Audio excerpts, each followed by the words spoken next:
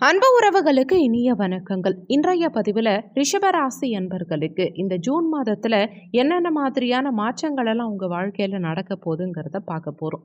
கொஞ்சம் கூட வீடியோவை ஸ்கிப் பண்ணாமல் முடிஞ்ச வரைக்கும் முழுமையாக பார்க்க முயற்சி செய்யுங்க. வாங்க வீடியோக்குள்ளே போகலாம். ரிஷபராசியை பொறுத்த வரைக்கும் கிருத்திகை 2, 3, 4ஆம் பாதங்கள், ரோஹிணி 1, 2, 3, 4ஆம் பாதங்கள், மிருகசிரிஷம் 1, 2ஆம் பாதத்தை உள்ளடக்கியது ரிஷபராசி. ரிஷபராசிக்கு அதிபதி சுக்கிர பகவான். வீடியோவில் சொல்லக்கூடிய பலன்கள் ஆண் பெண் இருபாலருக்கும் பொருந்தக்கூடிய பலன்கள். ஒரு சின்ன இன்ஃபர்மேஷன், எங்ககிட்ட தரமான பிஜிடிஆர்பி ஜுவாலஜி நோட்ஸ் இருக்குது, with psychology and general knowledge நோட்ஸும் இருக்குது. தேவைப்படுறவங்க ஜாதகம் பார்க்க கீழே கொடுக்கப்பட்டிருக்க காண்டாக்ட் நம்பருக்கு தொடர்பு கொள்ளவும். முக்கியமான விஷயம், எம்எஸ்சி பிஎட் ஜுவாலஜி டீச்சர்ஸ் மட்டும் கால் பண்ணுங்கள், மற்ற டிபார்ட்மெண்ட் நோட்ஸ் எங்ககிட்ட இல்லை. ரிஷபராசி அன்பர்களுக்கு மாத துவக்கத்திலையும் சரி மாத இறுதியிலும் சரி சூரியன் புதன் இணைவு விசேஷமான அமைப்பு தான். அதாவது மாத துவக்கத்தில் ரிஷப ராசியிலேயே சூரியனும் புதனும் இணைந்து சஞ்சாரம் செய்வாங்க. ஜூன் 6ஆம் தேதியிலிருந்து புதன் மிதுன ராசியில் சஞ்சாரம் செய்ய போகிறார். மீண்டும் ஜூன் 15ஆம் தேதியிலிருந்து சூரியனும் பெயர்ச்சியாகி மிதுனத்தில் புதாதித்ய யோகத்தோட புதனும் சூரியனும் இணைந்து யோக பலன்களை கொடுக்க போகிறாங்க. ஜூன் 4ஆம் தேதி வரைக்கும் ரிஷபத்தில் சூரியன் புதன் இணைவு.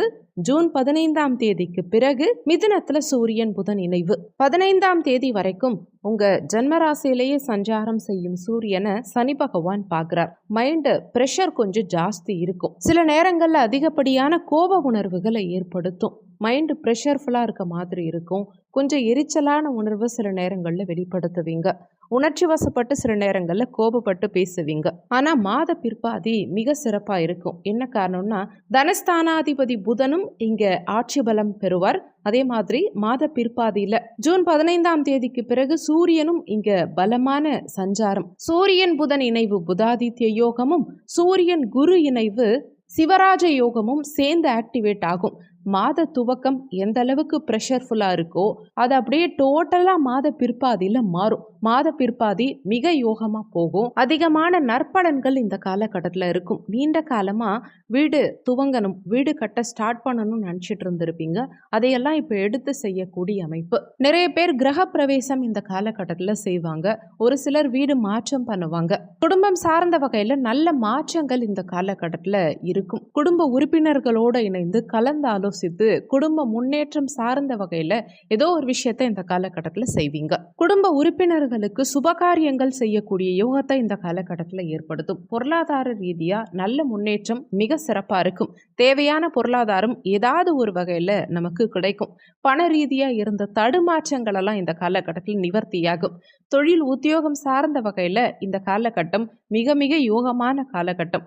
வேலை இல்லாதவங்களுக்கு மேக்சிமம் இந்த காலகட்டத்தில் வேலை கிடைச்சிரும். புதிய வேலை நிச்சயம் கிடைக்கும். ஒரு கம்ஃபர்ட் ஜோன் இல்லைனா கூட கிடைக்கும் வேலையை நீங்கள் அட்ஜஸ்ட் பண்ணி செய்வீங்க. இப்போ இருக்கும் சுச்சுவேஷனை இன்னும் கொஞ்சம் பெட்டர் பொசிஷனாக மாற்ற முடியும். பெட்டர் பொசிஷனுக்கு நம்ம போக முடியும் அப்படிங்கிற கான்ஃபிடென்ட் லெவல் இந்த காலகட்டத்தில் உங்களுக்கு அதிகரிக்கும். ஒரு தன்னம்பிக்கை இந்த காலகட்டத்தில் அதிகமாகவே பிறக்கும். உத்தியோகம் தொழில் சார்ந்த வகையில் இந்த மாதத்தில் நிறைய நல்ல மாற்றங்கள் நிச்சயம் இருக்கும். பணவரவு தாராளமாக இருக்கும். உங்கள் பணம் எங்கேயாவது கொடுத்து லாக் ஆகிருக்கீங்க, எங்கேயாவது உங்கள் பணம் முடங்கி இருக்கு அப்படின்னா அந்த பணம் மீண்டும் உங்கள் கைக்கு வந்து சேரும். சுக்கிரன் மாத துவக்கத்தில் 12ஆம் பாவகத்தில் சஞ்சாரம் செய்கிற விரயஸ்தானத்தில் விரய செலவுகள் சற்று அதிகரிக்கிற மாதிரி ஃபீல் பண்ணுவீங்க. ஆனால் சுப விரயங்களை தான் கொடுக்கும்.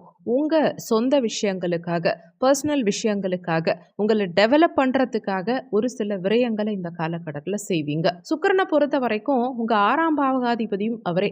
6ஆம் அதிபதி 12ல் மறையிறது திடீர் விபரீத ராஜயோகத்தை ஏற்படுத்தக்கூடிய அமைப்பு. உங்களுக்கு புதிய வாய்ப்புகள் நிறைய இந்த காலகட்டத்தில் கிடைக்கும். ஒரு விஷயத்த டிஃப்ரெண்ட் ஆங்கிளில் யோசித்து அதை செயல்படுத்துவீங்க. வெளியிலேருந்து வர வேண்டிய பணம் திரும்ப கிடைக்கிறது. இப்படி ஏதோ ஒரு வகையில் திடீர் விபரீத ராஜயோக பலன்களை கொடுக்கும். ஒரு சிலருக்கு பெரிய மனுஷங்களுடைய தொடர்புகள், அவங்களுடைய பழக்க வழக்கங்கள் கிடைக்கும். அவங்களால ஆதாயம் இருக்கும் லைஃப்ல. ஜூன் 29ஆம் தேதியிலிருந்து சுக்கிரன் உங்க ராசியில ஆட்சி பலம் பெற்ற நிலையில சஞ்சாரம் செய்யும் அமைப்பு எதிலும் வெற்றி காணக்கூடிய அமைப்பு கொடுக்கும். மன தைரியம் பிறக்கும்.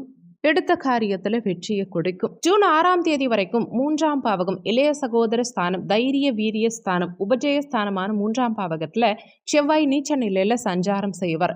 ஜூன் 6ஆம் தேதிக்கு பிறகு இந்த செவ்வாய் பயிற்சியாகி சுகஸ்தானத்துல சஞ்சாரம் செய்ய போறார். ஜூன் 6 வரைக்கும் மாத துவக்கத்துல இளைய சகோதர உறவுகளோட நிதானத்தை கடைபிடிக்கிறது, விட்டு கொடுத்து செல்வது, அனுசரித்து செல்வது ரொம்ப ரொம்ப முக்கியம். அதே மாதிரி உங்க தைரிய வீரியமும் மாத துவக்கத்துல சற்று குறையும். ஆனா ஜூன் 6க்கு பிறகு, அதாவது செவ்வாய் பயிற்சிக்கு பிறகு இளைய சகோதர உறவுகளோட இருந்த மன வருத்தங்கள் எல்லாமே கொஞ்சம் கொஞ்சமா குறைய ஆரம்பிக்கும். ஆனாலும் சுகஸ்தானத்துல கேதுவுடைய சஞ்சாரம், ஜூன் 6க்கு பிறகு செவ்வாய் கேது இணைவு சுகபோகம் சார்ந்த விஷயங்கள்ல சில பிரச்சனைகள், அதாவது இடம், பூமி, மனை, வண்டி வாகனங்கள் சார்ந்த வகையில சில விரய செலவுகளை ஏற்படுத்தலாம். உங்க வண்டி வாகனங்கள் அடிக்கடி ஏதாவது தொந்தரவு கொடுக்கலாம். வண்டி வாகனத்துக்காக பழுது பார்க்கக்கூடிய செலவுகளை இந்த காலகட்டம் ஏற்படுத்தலாம். அதே மாதிரி தாய் ஸ்தானமும் இதுவே. தாயோடைய உடல் ஆரோக்கியத்துல சற்று உபாதைகள் இந்த காலகட்டத்தில் ஏற்படலாம். தாயோடைய உடல்நலம் சார்ந்த மன வருத்தங்கள் இந்த காலகட்டத்தில் நிறைய ரிஷபராசி அன்பர்களுக்கு ஏற்படுத்தலாம். முடிஞ்ச வரைக்கும் தாயோடைய உடல் நலத்தில் கூடுதல் அக்கறை எடுத்துக்கிறதும், தாயோட கருத்து வேறுபாடுகள் இல்லாம அனுசரித்து செல்வதும் இந்த காலகட்டத்தில் சிறப்பு. குருவுடைய பஞ்சம பார்வை 6ஆம் பாவகம் ருணரோக சத்ரு ஸ்தானத்தின் மீது பதியுது. கடன் சார்ந்த விஷயத்துக்குள்ள இந்த காலகட்டத்தில் கொண்டு போகும். ஏதாவது ஒரு விஷயத்துக்காக கடன் வாங்க வேண்டிய சூழலை இந்த காலகட்டம் ஏற்படுத்தும். உதாரணத்துக்கு ஒரு இடம் வாங்குறது, வீடு கட்டுறது, சுபகாரியங்கள் செய்கிறது, இந்த மாதிரியான விஷயங்களுக்காக கடன் வாங்க வேண்டிய நிலை, அல்லது உங்க நகைகளை ஆபரணங்களை அடகு வச்சு ஒரு பிஸ்னஸ் பண்ணலாம், இடம் வாங்கலாம். இந்த மாதிரியான ஒரு எண்ண ஓட்டங்களை இந்த காலகட்டம் அதிகப்படுத்தும். கடன் சார்ந்த விஷயங்களுக்குள்ள கொண்டு போகும். ஆனால் அது சுப காரியங்களுக்காக, சுப விஷயங்களுக்காக, சுப மாற்றங்களுக்காக கடன் வாங்க வேண்டிய நிலையை ஏற்படுத்தும். ஆனாலும் புதிய காரியங்கள் மேற்கொள்ளும் போது சனியுடைய பார்வை உங்க ஜன்மராசியின் மீது பதியும் காரணத்தினால அந்த புதிய காரியங்களை, புதிய மாற்றங்களை செய்யலாமா வேண்டாமா அப்படிங்கிற ஒரு மனக்குழப்பத்தை இந்த காலகட்டம் சற்று அதிகமாக ஏற்படுத்தும். ஆல்ரெடி நீங்க கடன் சுமையில இருக்கீங்க அப்படின்னா இந்த காலகட்டத்தில் அந்த கடனை கட்டி முடிக்கிறதுக்கான வாய்ப்புகள் எல்லாம் கிடைக்கும். கடனை நிவர்த்தி பண்றதுக்கு உண்டான அமைப்புகளை இந்த காலகட்டம் ஏற்படுத்தி கொடுக்கும். ஒரு சிலர் பழைய கடனை முடிச்சு இந்த பீரியட்ல புதிய கடன் வாங்குவீங்க.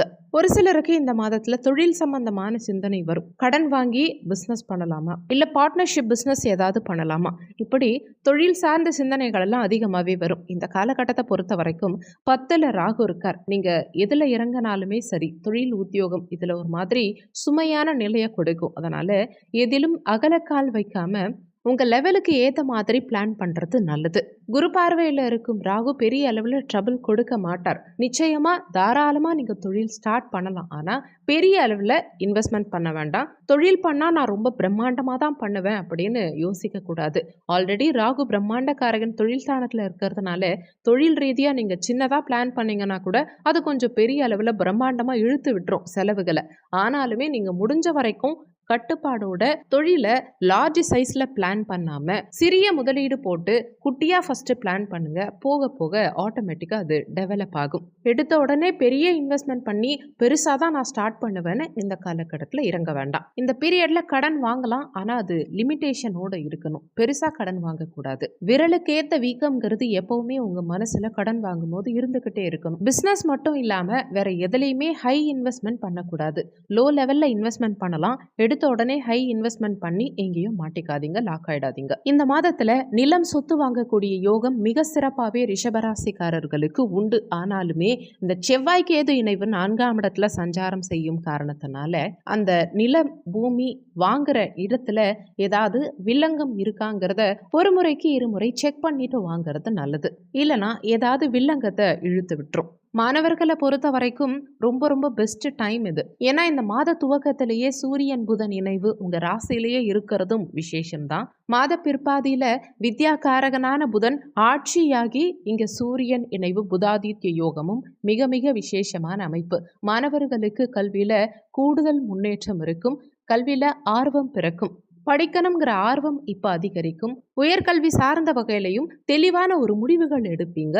படிப்பு சார்ந்த விஷயம் மிக சிறப்பு. ஆல்ரெடி இங்கே 4ஆம் இடத்துல கேது இருந்து உங்களுக்கு படிப்பில் ஆர்வத்தை கொஞ்சம் கம்மி பண்ணுவார். படிக்கணும்னு உட்காந்தாலே ஒரு சோம்பேறித்தனத்தை, ஒரு டல்னஸை கொடுக்கும். உங்கள் மைண்டை வேற விஷயங்களில் டைவர்ட் பண்ணும். ஆனாலுமே இங்கே ஆட்சியாகி நிற்கிற புதன் இது எல்லாத்தையும் நிச்சயமாக சரி பண்ணி டாமினேட் பண்ணி உங்களுக்கு கல்வியில் சிறப்பாக முன்னேற்றத்தை நிச்சயமாக கொடுப்பார். குழப்ப நிலையில் குறிப்பாக உயர்கல்வி படிக்கணும், அது எதை படிக்கலாம், என்ன கோர்ஸ் ஜாயின் பண்ணலாம், எந்த காலேஜில் ஜாயின் பண்ணலாம், இப்படி குழப்ப நிலையில் இருந்த மாணவ மாணவிகளுக்கு இந்த மாதத்தில் 15ஆம் தேதிக்கு பிறகு ஒரு தெளிவான முடிவெடுக்கக்கூடிய அமைப்பு வரும். படிப்பு சார்ந்த வகையில் ஒரு கிளாரிட்டி கிடைக்கும்.